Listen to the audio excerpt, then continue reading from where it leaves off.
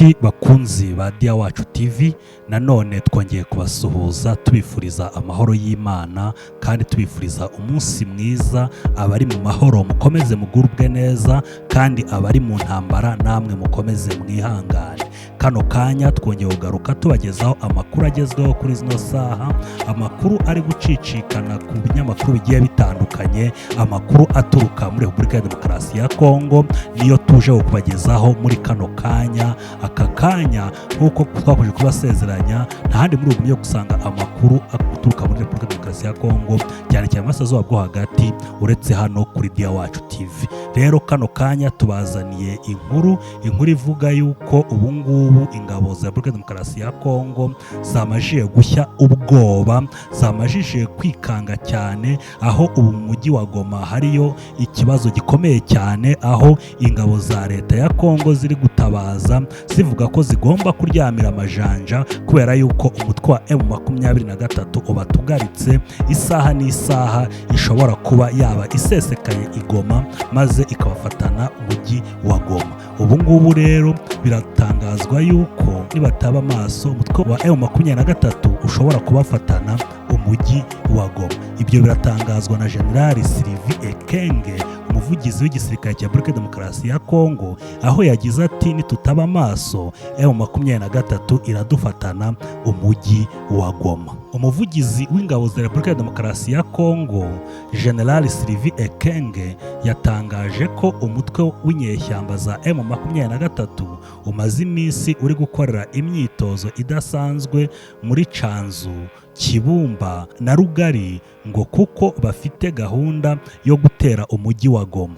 Yasabye inzego zose zishinzwe umutekano kumuba hafi kugira ngo umujyi wa Goma udafatwa n'inyeshyamba za M23.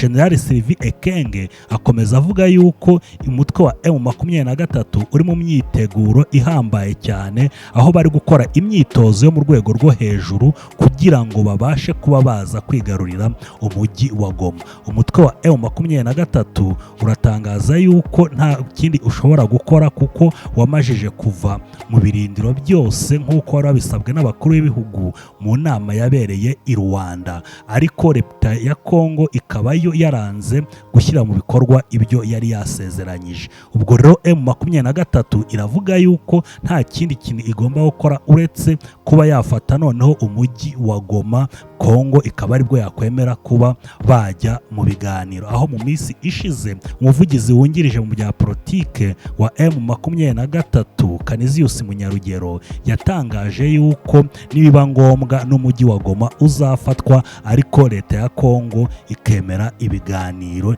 niba aricyo yaba ishaka, kandi ko niyanabyanga ko bazarwana kugeza ubwo Kivu y'Amajyaruguru yazahinduka repubulika yigenga. Rero ubu ngubu General Sylvie Ekenge yakomeje avuga ko ingabo za Kongo zigomba kuba maso kuko inyeshyamba za M23 zihafite umugambi wo kubaca muri humye zikabafatana umujyi wa Goma.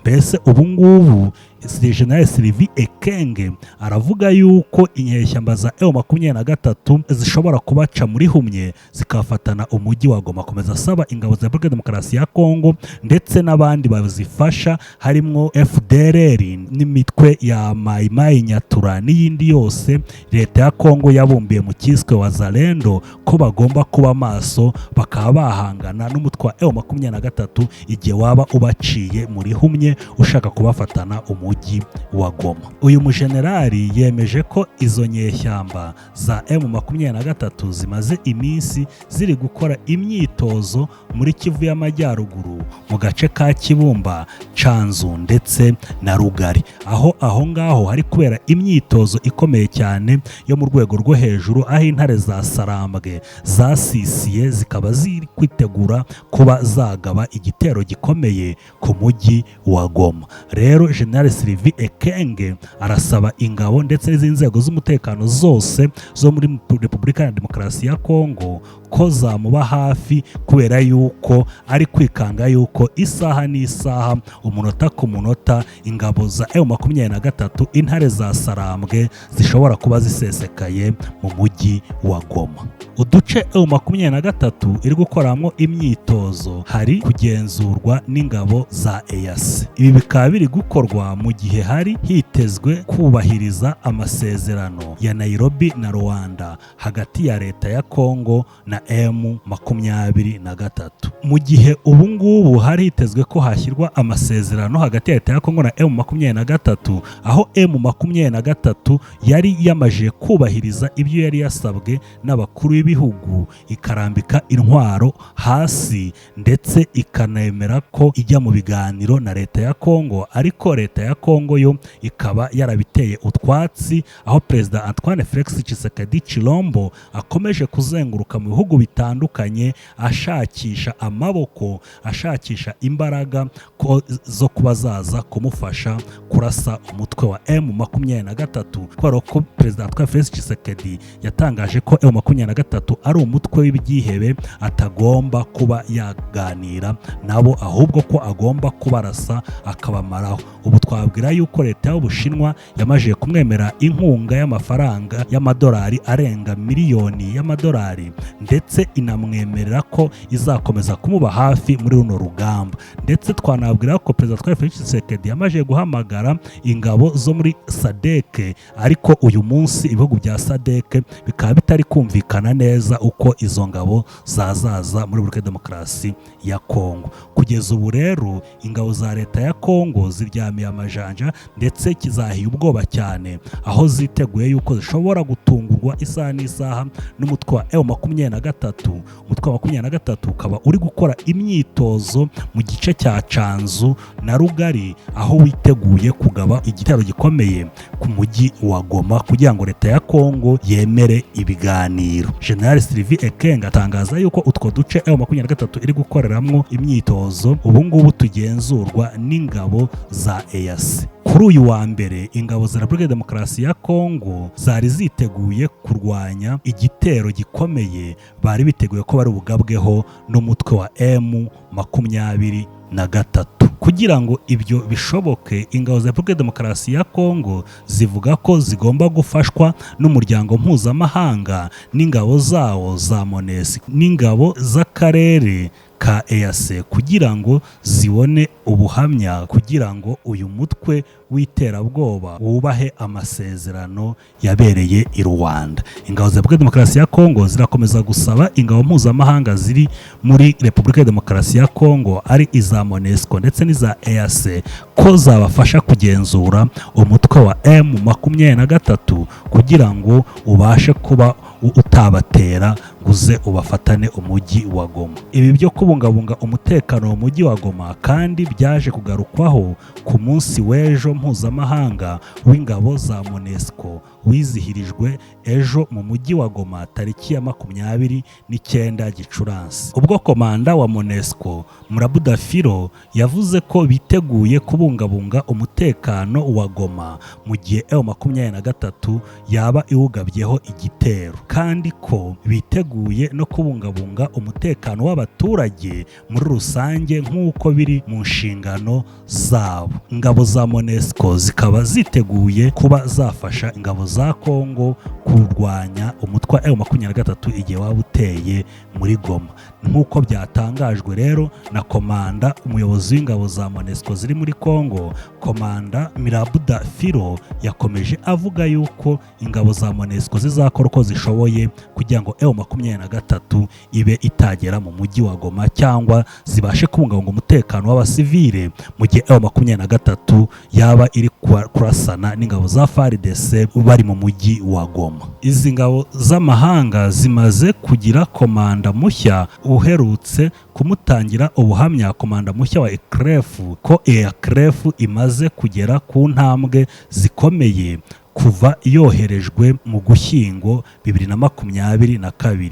Harimo no kuvana umutwe wa M23 mu bibanza yahoze ikoreramo ndetse n'indi mirimo nko kurengera abasivile n'ubufasha bw'ubutabazi muri utwo turere. Ingabo za MONUSCO zikomeza zigaragaza ko ingabo za EAC zombe umutwe wa EACRF zimajije gukora ibikorwa bitandukanye cyane aho ngaho muri Repubulika ya Demokarasi ya Kongo. Akimara gutangira imirimo ye, General Major Alfaxade Muturi Kiyugu yashishikarije kandi abayobozi b'ingabo gusangira ubunararibonye bwabo ku nyungu n'itsinzi by'ingabo z'akarere zimaze kwigarurira uturere twahoze tugenzurwa n'inyeshyamba zose zo muri Repubulika ya Demokarasi ya Kongo. Ubu ngubu ingabo za MONUSCO ziratangira ubuhamya ingabo za EAC ko ziri gukora ibikorwa bitandukanye muri Repubulika ya Demokarasi ya Kongo, harimo kubungabunga umutekano ndetse no gucunga ahantu hose hahoze hayobowe n'umutwe wa M23, aho ingabo za MONUSCO zivuga yuko ingabo za EAC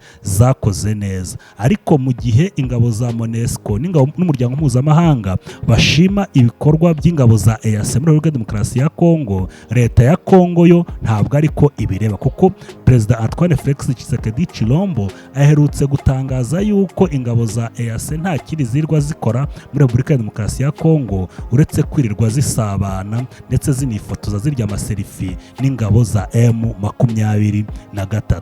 Akaba yaratangaje yuko niziramuka zigejeje mu kwezi kwa gatandatu zitararasa ku mutwe wa M23 ko azahita zirukana muri Repubulika ya Demokarasi ya Kongo, maze hakaza iza SADC zishobora kurasa ingabo za M23.